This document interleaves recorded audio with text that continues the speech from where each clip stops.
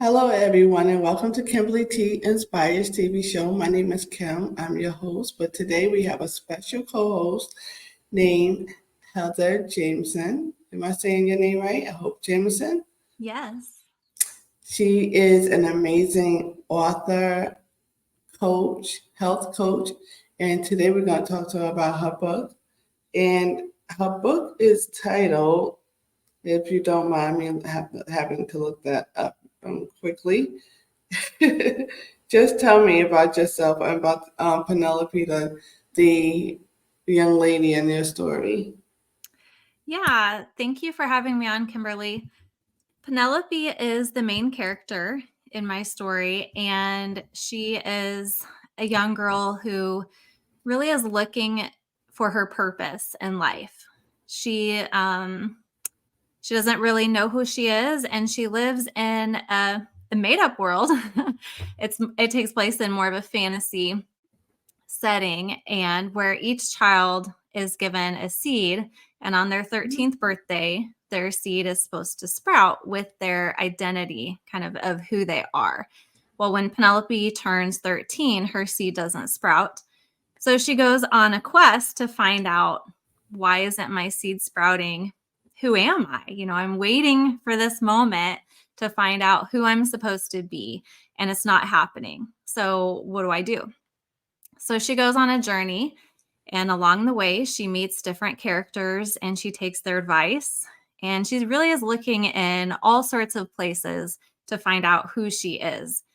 And the reader gets to follow along with Penelope on the way to find out, the different strategies and the different tactics she's going to take.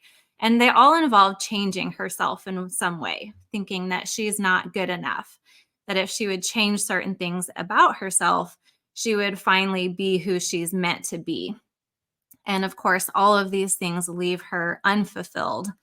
And that part of Penelope's journey really reminded me of my own life, and so many of us as women maybe trying to strive to be who we think we're supposed to be or who other people say we should be, but not really knowing in ourselves, who am I? What did God put inside of me? And really kind of trusting our intuition and trusting our gifts and our talents that He put in us, instead looking to the outside world to tell us what we should be or what we should do.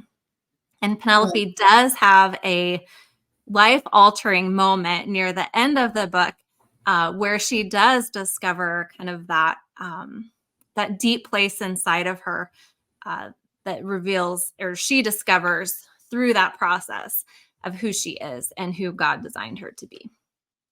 That's beautiful. I love it. So we do struggle a lot with trying to find our purpose, even as adults. But tell us about who Heather is. What brought you into telling us or giving us Penelope? Did she have something to do? Was she a part of your life was growing up? Do you relate to some of the things with Penelope went through? Just give us a little bit about that, and introduce us to who Heather is. Sure. First, I will tell you the book is called Penelope and the Seed. I forgot Mhm. to mention that. And who Heather is, who I am today, is not who I was years ago, thankfully. I don't think any of us are, which is wonderful. We get to grow and do this journey of life. And I think it was my old self, obviously, that inspired Penelope's story. I was a girl and which, by the way, I wrote primarily to second, third, fourth graders, because I found in my own life that's when a lot of my struggles with self hatred, self doubt, Mm. low self esteem, a lot of that started around that age for me, especially probably third grade. And then it just continued because I didn't know how to turn those thoughts off. I just kept listening to them. And so for me, a lot of it was thinking I needed to be perfect in order to be loved. And so there is a season in Penelope's life where she decides, she's told actually by an owl, that if she would be more perfect and follow the rules of conduct in Eudora, which is where they live, that, then her seed would sprout. She just hasn't been perfect enough. And I definitely went down that route. To me, perfection meant, not messing up on my grades. It meant getting all A's. It meant being thin. It meant always obeying in every way, just perfect compliance all the time, to the point where I didn't know really what Heather wanted anymore. Mhm. Didn't know what was important to me, what things I liked, what things I didn't like, because I just always wanted to agree and always be compliant with everyone. And then I became an adult and realized over a period of time, after feeling like my life was stuck and like I wasn't, I ended up actually in my quest to be perfect throughout college. I ended up with an eating disorder and really struggled for a number of years in that area. And eventually I had a wake up call where I knew if I continued down that path, I would end up in the hospital. And that kind of freaked me out because I don't like hospitals. Mhm. I really didn't want that to happen, but I knew my health was getting so bad because of the harm I was doing to my body, that that's what was going to happen. And maybe that was the Lord telling me, maybe that was intuition, or both, but it was kind of the wake up call I needed. And at that point I realized, I really am miserable and I don't know who I am. And I don't want to keep living this way, because I was very anxious. I think when you're trying to be perfect and you feel like if you're not perfect, you're not going to be loved, it's Correct. very easy to live in a state of anxiety and fear, Mhm. because you're constantly trying to be something that you never can be. We never Right, can be right, perfect. right. That's deep. That's really good because I know in the world now where we moved from, at a time that you probably was going through this, social media wasn't as big as it is now. So now you're seeing all these so-called skinny women or these perfect women. Um, I know you got your work cut out for you because there's so many young girls looking at all these reels, these videos, and things of that nature. But what would you, Heather, now would tell that Heather at 13 about who she was, about self love, about self care? Like, how would you, what would be the advice that you would tell other young women, young girls, I should say, young teenagers about self awareness of who they are? Yeah, that's a really good question. I think there's definitely a piece where we have to get to know ourselves. Hmm. And if we're always looking to social media or the outside to kind of tell us who we are, we won't ever discover it. The only way that we really discover who we are is by spending time with ourselves Yes. and being okay with that, being okay with ourselves. And that means accepting even the bad things. It Hmm. means accepting the things that we don't like about ourselves. Um, and one and loving her anyways. I think no matter what age we are, whether we're 13, whether we're 40, somewhere in the middle, we can look at ourselves as that little girl. Like, we always will have a little Absolutely. girl inside of us. Absolutely. And so to that 13-year-old girl, how are you talking to yourself? Are you Yeah. going to talk to yourself like you would talk to your best friend? Right. Because oftentimes, or like you would to your 5-year-old self or to your 2-year-old self, most of the time we're our own worst critic and we Mm. talk the worst about ourselves, way worse, or we think way worse about ourselves than we would to our best friend or to anyone else. So if you Absolutely. can start talking to yourself like you would your best friend, then you can start to shift, because that does take time and that takes practice. But it's first taking that step and wanting to realize, oh, I am really mean to myself. If my best friend Absolutely. knew what I was thinking or saying, she would be crushed. She would Right. never speak to me again. And Absolutely.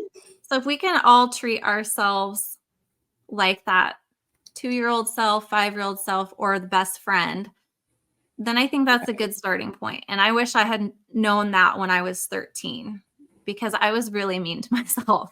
And I never would have been mean to anyone else like that. People always told me, "Oh, you're so sweet. You're so nice. You're so kind." I was to everyone else, but not to That's myself. the I way was it is. terrible to myself. Yeah. Yeah. We don't show ourselves grace, but we will give it out to everybody else.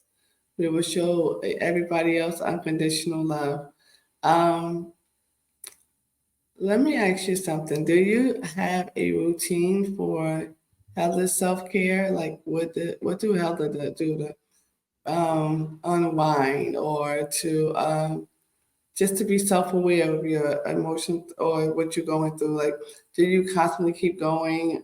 Have you basically healed that part um, of Yeah. yourself? Do you feel like, of course you are much stronger because I see it here with all these topics because I want to ask you, it says, encountering God's heart, your signature topic. Um, did you encounter God? How did you encounter God? Who helped you to see Heather the way that everybody else would see her? You know. Yeah.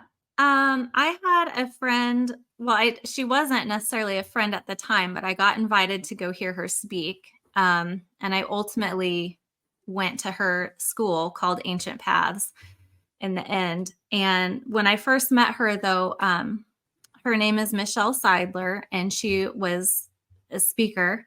She's written a book as well, but at the time she was a speaker, and I got invited to go hear her. And she's the one who taught me the character and nature of Jesus. I grew up knowing about Jesus and knowing about God and knowing, oh, he's all loving and he loves me, and I knew all the right things, but it never translated from my head to my heart. Right. And Jesus came to make the Father known. That's what he did. And so when we look at the character and nature of Jesus, we can see what God is like, because everything Jesus did was to reveal the Father. And so when we look at Jesus and the woman at the well, for instance, what does that um I guess I just started praying and asking the question. First I would go into prayer, and this is something I'll do with my clients, or we'll do journal activities or something. But we'll ask, first of all, what do you want to show me, Lord? What do you want to show me about yourself? Because he knows us better than we do, Absolutely. right? And there's a part in my book, Penelope and the Seed, where at the end of it, she's eating at the king's table, and he's feeding her. And Mm-hmm. he knows it. And that's just an allegory of our relationship with the Lord and how he feeds us from his table. He feeds Mm-hmm. us what we need. He knows exactly what we need, and each day, each circumstance. And if we allow him, like, we have to kind of lay down our own ego and say, okay, I don't know what I need, but he does. So we can go and ask him that. What do you want to show me about yourself? Because when we discover him and his heart, it's transformative. It will change our heart. There's nothing more transformative than the heart of a father, than the heart of Father God, because he is love. And in that love is freedom. And that love is healing. And that love is transformation. And it's just pure unconditional love. And so I started asking him, I would read a passage. So back to that woman at the well, if I was going to read that, I would Yes. ask him ahead of time, Lord, what do you want to show me? And then I would just read the story. And maybe I'd have to read it a couple times. And whatever would stand out to me is kind of the part I would latch onto. And then it would be like, okay, what does this show me about your nature? Not the actions of Jesus. You're not looking at what took place or what transpired in the story, but you're looking at his character and nature, which are two different things. So if I'm reading that story and all of a sudden he's showing me he doesn't care what the crowd thinks. Like, No. he doesn't care that he's in the wrong place. He's not supposed to be there. If she was the woman at the well was from Samaria, he wasn't supposed to be associating with Samaritans. So he didn't care what the disciples would think. So that shows me that he doesn't care what other people think. He only saw her in that moment. Yep. And it's the same way with me. If his eyes are only on her and her need, it's the same with me. He doesn't change. He was the same then with that Samaritan woman as he is with us today. So I can look at that and say, wow, he sees me. His eyes are only on me. And then you start to feel that love and you start to take that in. And you can do that with any scripture, any passage, Old Testament too. But I love to do it in the New Testament with Jesus because you can see so actively how he walked with people. Oh, yes, definitely. Definitely. The woman at the well, he sat right down there and talked to her, had a whole conversation with her, a whole conversation. And the woman who was bleeding for 12 years had he knew who touched her heart was so not like the crowd. He actually turned like wondered like who touched me? Somebody touched the hem of my robe, just a small touch. She wanted to get to him so bad, and when she touched him, all the people that was around him, he didn't feel no one else but her. He felt for her, and you're Yeah. right. He does see you. He does see you. And I love the scripture to Psalm 139:14. I praise you because of the wonderful way you created me. Everything you do is marvelous. So I love that. I put that actually, I love that scripture. Yeah.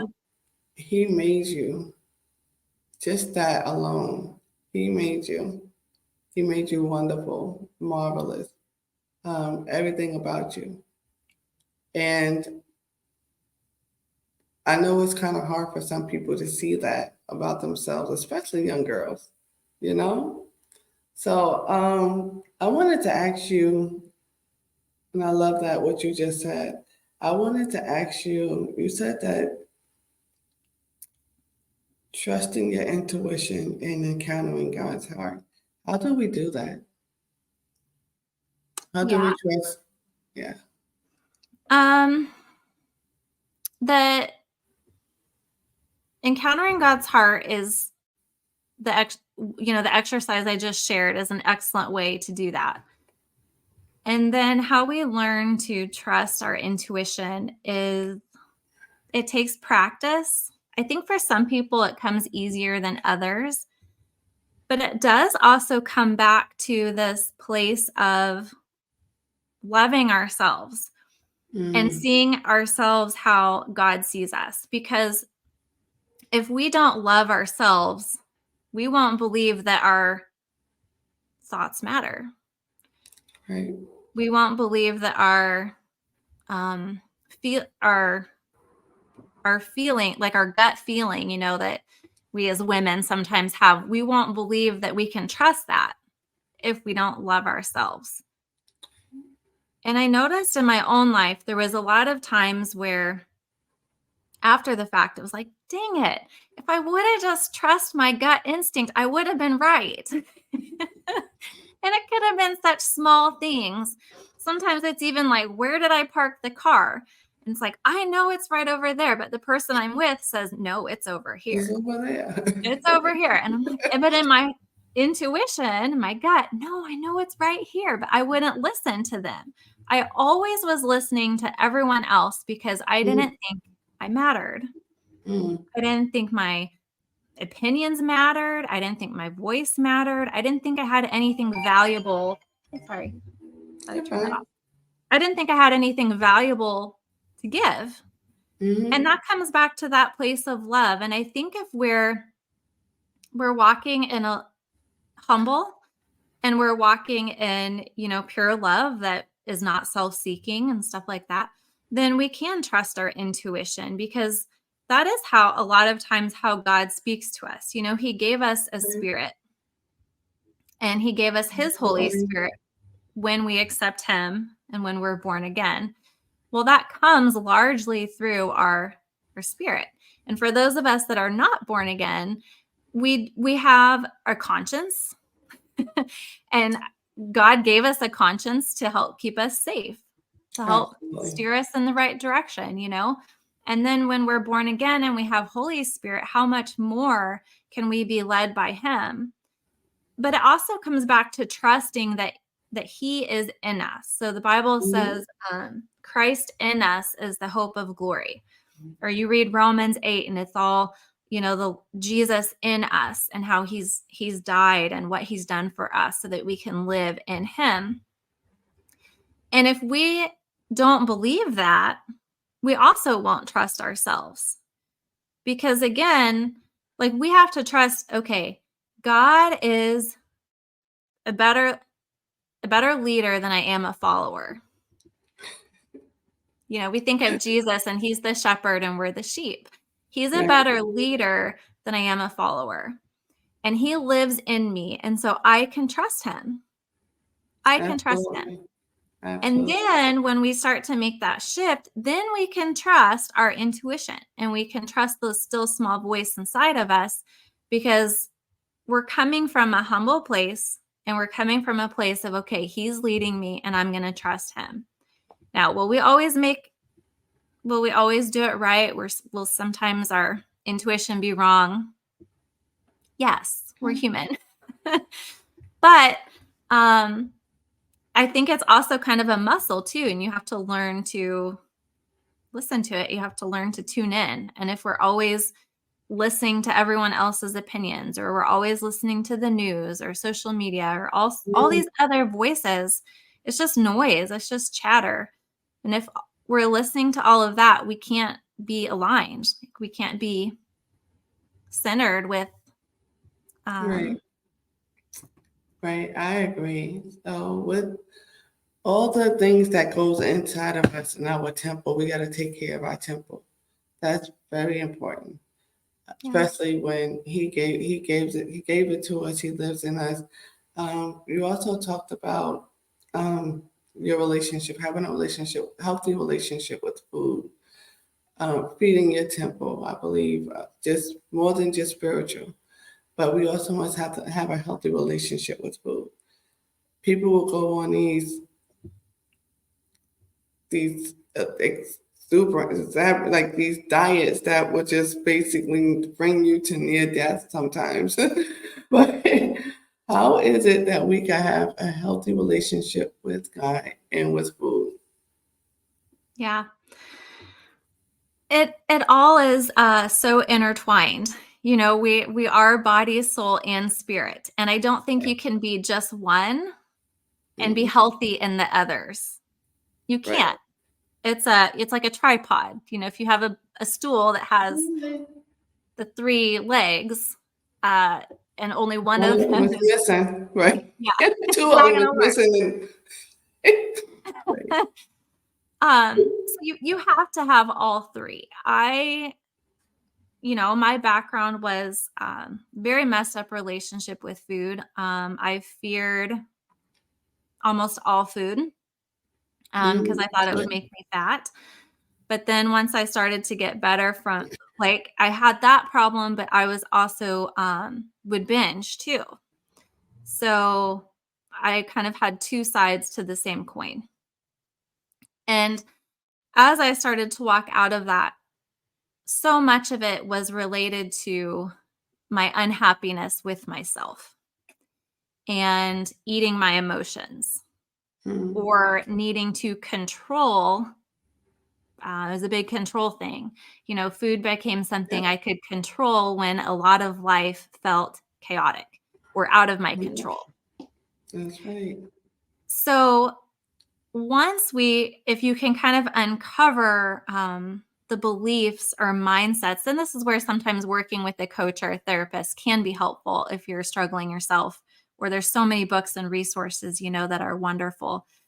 But if you can start to uncover some of the thoughts that might be leading you to either not eat or to eat too much, or, again, most of the time it has to do with an unhappiness of some sort. You're unhappy with yourself, you're unhappy with your job, you're unhappy with your relationships, with your spiritual life, you're feeling unloved, unworthy, all of these in health coaching school we call all of those things primary food. Like all those aspects of our life that are not food are primary food because they actually matter the most. And food and what we eat and how we treat food is usually the byproduct. So it's Mm. secondary food. So we think of, oh, food is one of the most important things. We can't live without it. And that's true. We can't live without it. But usually our patterns with food are there because of an emotional root, an emotional cause or Mhm. belief system, or, those types of things. So when all of that starts to kind of get unpacked, you really can start getting a healthier relationship with food um, pretty quickly. And it's not something that happens overnight, um, but it's just the incremental, day by day, little steps. We're all on a journey, and little steps add up to really big change. And you just take one day at a time. Well, that's good. Thank you for that. So, we're about to, 'cause, I know you have a lot to do. You're a very busy woman, so I want to honor that. Tell us about Heather, the health coach. Tell us how we can find you and how we can work with you. All the things, though, and also your book as well. Okay. Thank you, Kimberly. So I'll start with my book. You can find that on Amazon. I'm sure it will be in the show notes, but Yes, you it's will. Mhm. Penelope and the Seed. And again, it's primarily for the young readers, but I love it because Penelope's story is true of all of Resonates. us, Mhm. all women. It speaks to my heart, even though it's written for younger girls. Oh, I'm going to get the book for myself. Thank you. And then yeah, as a health coach, I primarily am helping Christian women have a healthier relationship with themselves, with food, and with God, because that is, the where my heart is. That is the main thing.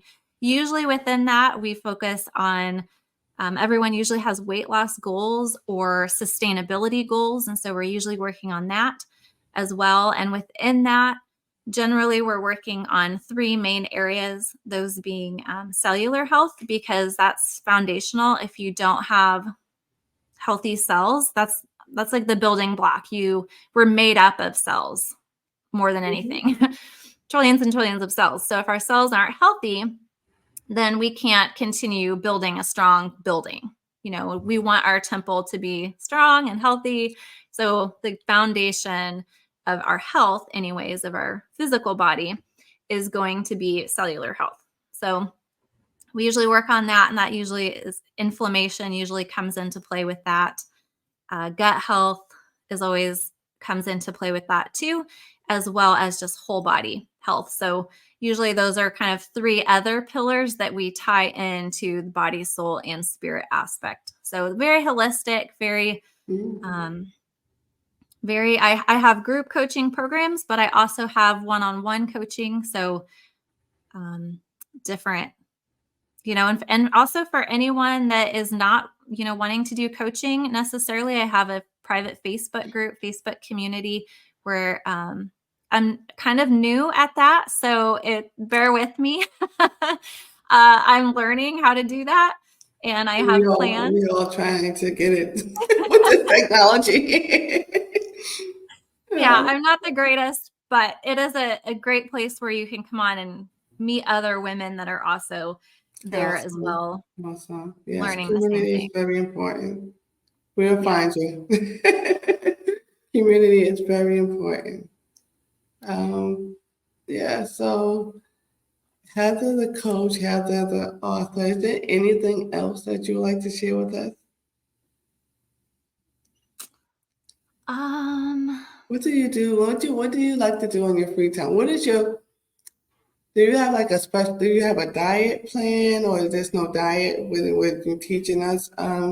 Or is it just how to eat more healthier or eat smarter? Is there a diet? I mean, I know of course you want to cut out the fatty oils, and are you?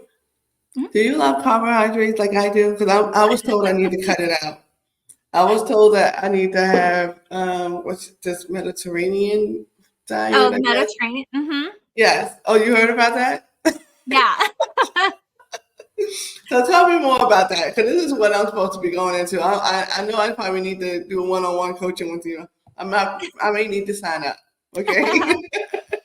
And I do have free consultations too. Oh, So, good. and that's always a fun call to find out what a person's goals are, if we would be a good fit, um, and talk about questions you have and stuff like that too. But to answer your question, I don't I don't think there's just one diet for everyone. There is no Okay. one diet fits all because everyone has different genetics, everyone has a different background. We all have different, we've got different blood types, different issues, different things. Within that, I do believe there are good, healthy principles Mhm. that benefit everyone. But I am not going to tout just one diet probably over another. I've did so many diets in the past and my goal is to help people get off the diet cycle and Wow. just help Yeah, people live a healthy that makes lifestyle that they sense. can attain. They feel like it's attainable, they feel like it's fun, they feel like it fits into their schedule and they feel good in their bodies. I want people to have more energy. I want them to feel stronger. I want them to be sleeping better. Now, there's certain foods that will make them sleep worse, give them less energy, So it's eliminating those things. So there is an element of elimination, and then you're adding in the good things. And I want people to get to that point where it becomes fun now because they feel so much better that they don't even want to have their old lifestyle back because they feel so much better. Now, Mediterranean diet is wonderful. It's really based on fresh fruits and vegetables, really healthy fats for you like avocados and nuts and olive oil. And those things are excellent for you, for your whole body, brain, heart, your cellular health, like we talked about, getting rid of inflammation. If you look at that came really popular because they were looking at blue zones, and those are areas in the world where people were living to 100 or more. And they were finding that one of those areas was the people who were in the Mediterranean climate. Mhm. They were eating a lot of those foods and they were living long, healthy lives without a lot of disease. And so when they look at, well, what were they eating? What was in their diet? It is a lot of those things. All that So to say, what that kind doesn't of mean you can't pizza? enjoy a piece of pizza sometimes. That's what I did. Just not all the time.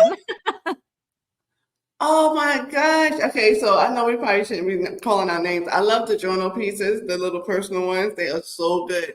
And I think I probably ate one too many right before I went to the doctor. I always blame that. Now she wants to see me back again. This is probably telling you a lot of stuff, but I don't care. I'm going to share with my friends. Okay, I could do the fruits and vegetables. You said avocado, and I'm like, I tasted it. It don't have no taste to it.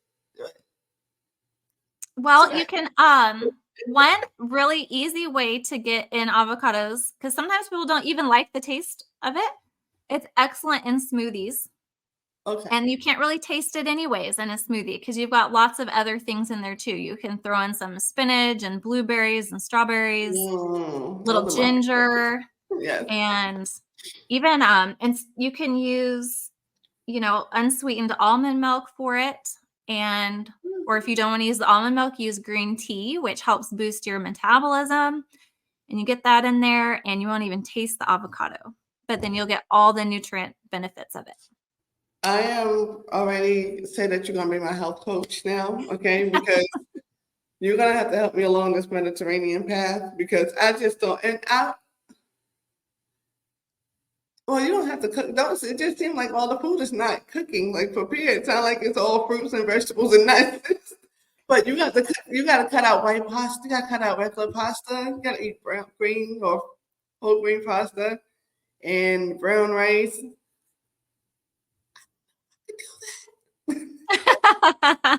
Well, and don't do it all at once either, Okay, because that's really tough. Do okay, little by little. okay. All right, I'll be calling you, Miss Heather. I know we're on a different time zone, but I'm gonna have to call you and be like, okay, what am I supposed to eat today? Sure. I don't know what I'm supposed to eat. Okay, so yes, you and I are gonna connect definitely. I need you in That my sounds life, okay? okay. I need you in my life. But with Mediterranean foods, I guess I'm a foodie too, because I'm like, all foods just sound delicious to me. Oh, I love food. Yeah. All foods just sound delicious. So when my doctor said Mediterranean, I was like, ooh, what restaurant can I go to get some Mediterranean food? So I was eating eat. But I don't think that's what she was thinking about that. I think she was thinking more me eating more fruits, vegetables, nuts, like you said, berries and things of that nature. So I'm gonna get some more of those. Yeah. Well, and their diet is so high in omega-3 and polyphenols, which Hmm. is I could talk for a whole hour on omega-3 and polyphenols, and that would bore you. But if anyone wants to Google it and look it up, tons and tons of health benefits. And unfortunately, our standard American diet has really created a harmful system of inflammation in our bodies because it we don't have enough of the omega-3 and polyphenols to get rid of Mm. inflammation. That's one reason Mediterranean diet is so good for you is because it actually works to combat inflammation. Whereas a lot of foods we eat that are fried or even canola oil, different oils like that and stuff, Wow. they create inflammation in our bodies. We want to have a Mhm. little bit. We're designed to have just a little, but now what we're seeing in this pandemic of obesity and poor health and even weakened immune systems and things like that is because we don't have enough omega-3 and enough polyphenols to get rid of the inflammation. So then it gets chronic, turns chronic. And that's why we're seeing so many autoimmune conditions, Alzheimer's, dementia, MS, like so many different diseases are because there's too much inflammation. So that's a big part of what I do as well. What about things like alopecia? Because I have alopecia. Alopecia is an autoimmune disease, and Is oh it boy. autoimmune? Mhm. Okay. Yeah. Yeah, so we have, I don't know anyone personally with alopecia to know what their testimony is. I Mhm. have worked with people with autoimmune, and Mhm. what we try to do is we can measure how much inflammation they have in their body with just a Oh, simple at-home blood test. wow. There might be a link down below in the show notes that has Yes, I am some of definitely this gonna with check the blood that. test. And of That's course, call me with very the fascinating. consultation and we can talk about it. Yes, But I'm definitely am. but it Well, helps to kind of I don't know if you're talking about me or them, but I'm oh, definitely gonna call you. you or anyone. But so what we would start with is measuring how much inflammation you have. And and that would kind of give us a baseline. Most people with autoimmune or just actually most people in America are so you want to have a basically like a ratio of 1 to 1. So one anti-inflammatory to one pro-inflammatory marker. Ratio is equal. Most Americans on the standard American diet are 25 or higher. Someone who has 50 pro-inflammatory markers, 1 anti-inflammatory. So anti-inflammatory is omega-3. Pro-inflammatory is, I think I have bad internet. It's okay. I think it's just getting tired of us right now. Yeah, I'm almost done. Maybe you sharing too much of your good stuff. That's why it's just like, no, don't talk.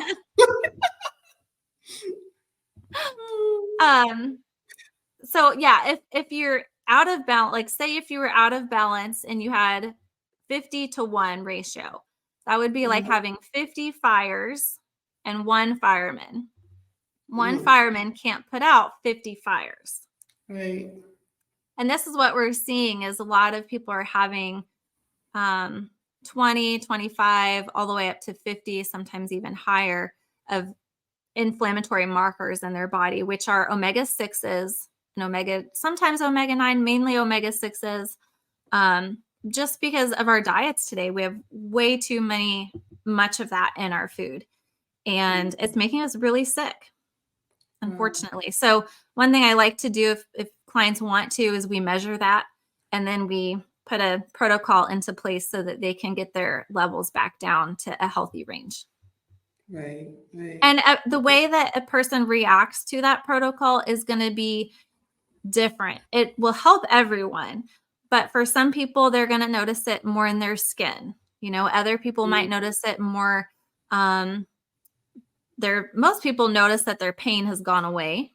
Everyone notices that. But I guess the point I'm making is everyone's. So if the omega-6s turn on disease, let's say that the inflammation turns on disease, the disease that we're prone to or we're predisposed to based on our genetics. Some people might be predisposed to autoimmune. Some people might be predisposed to Alzheimer's. Some people might be predisposed to Graves' disease or, whatever it is. So that's what I mean by it affects everyone a little bit differently. Some people might, but that doesn't mean it's not good for you. Our cells have to have it to function. If we don't have the right things, our cells are too hard and rigid, and then we can't get nutrients in and waste out. It's just hard like a raisin, and we want them to be soft like grapes. And I don't want to keep talking, but that way we can get all the good stuff in. You're fine. And we feel better. If think about it, if your cells are so hard and tight, you're going to feel stiff and you're not going to feel good. But and you're not going to sleep as good, and your thinking is going to be more foggy. But if our cells actually are like grapes, like we want them to be soft and pliable and spongy, then they get everything in there that they need and they get all the nutrients they need. So you're sleeping better, you're feeling better, you're moving better, all those things. So awesome. I get very passionate about that. Sorry. No, don't apologize because we need this. I need this in my life. Okay, so don't apologize at all. I just want you to be comfortable. This is the place that we want to share, and I want to get people over there, get people healthier, get people closer to God. Let God know how much He loves them. We want to be healthier so we could do what God has called us to do. Because it's no joke doing ministry. What you're doing is ministry, and it's helping others heal in a big way. And I do appreciate you. I commend you for it. And I'm definitely going to get the book and anything else that I'm going to also put down your Instagram handle and everything so that we could follow you and join your community on Facebook as well. But is there anything last thing that you might want to share with us? What's coming up for you? I'm going to be promoting my book some more, and I do have 3 other children's books Nice. that are going to come out. I don't have a date in mind for them, but they will be a series, and they're actually for a little bit younger kids, but they're on the character and nature of Jesus. So to show, display that for preschoolers. So I'm really looking forward to that because that's been near and dear to my heart and in the works for a long time. And I'm finally going to do it. Yay! Is that going to be on your website? Like there's going to be like a link that say coming soon or something like that? We could sign up for Yes, the probably not for a little while yet, just because I'm still promoting my Penelope, but yes, that will come out. That's It'll be fine on my too. website. As long You as can we also following you. Mm-hmm. you can also get the Penelope book on my website as well, Oh, heatherjamison.com. nice. Well, I always love to promote the author on their website only because I feel like the author, there's nothing wrong with Amazon, I'm always on Amazon, but I feel that Amazon takes its cut. I'm an author too, so I promote authors on their website. So I will be purchasing my book on your website because I want all the proceeds to go to you. Okay. Okay. I do love Amazon. Amazon is great. However, that's my take on it as far as Yeah. Well, right now, full transparency, I just have it linked to Amazon. So it won't okay. matter. I do need to get Okay. it changed. But I'm still waiting on my shipment of books to come in. So Oh, as of okay. right now, it's my website is just linked to Amazon To because that's Amazon. what was Okay, quickest for okay. me at the time. Oh, okay. I thought you were shipping them out from your home too. Like, when you have to go mail them out and things like that. I Yeah. don't No, a mind. lot of authors do that though. So that's, yeah, Okay, really it's nice fine. of you to Either say. way. Either way. I just love to promote the author. Hurt the person not on Amazon. I mean, I promote on Amazon too, but Yeah. um, yeah, I want to say thank you. Thank you for joining. And I am going to close us out if there's nothing else that you want to share with your audience. But this will definitely be up tonight. So be looking out for this video. With Yeah, I my just want to say thank you, Kimberly. I really feel honored that you would have me here and I've enjoyed it. And thank you so much.